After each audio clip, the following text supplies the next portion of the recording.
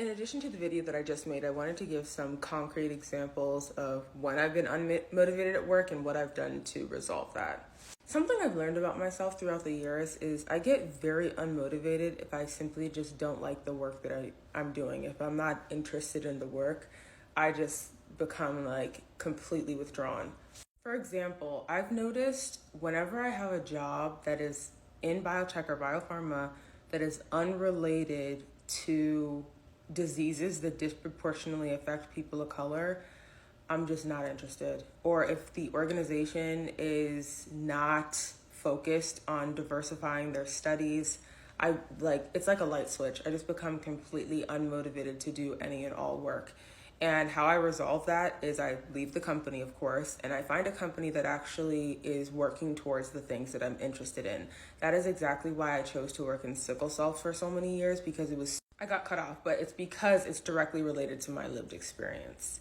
Another example, and I've talked about this before, was when I was in grad school and I was working a full-time job doing both. And I was also dating somebody who was very crazy, so my life was just chaotic. I realized I didn't like my job anymore. I just wasn't motivated. I wasn't happy. I was really just like uninterested in all things. And I told myself, I'm tired. I'm exhausted. I don't even know what career decision I want to make next or what I'm really interested in, because I'm so exhausted from all this work I'm doing in my educational life as well as my professional life. So you know what I did? I booked a 3-week vacation to the Bahamas. I stayed there for 3 weeks. I didn't work. I read books. I hung out with my friends because I have 2 good friends that live there. And I just truly sat and thought and expressed gratitude. And it was one of the greatest trips of my life.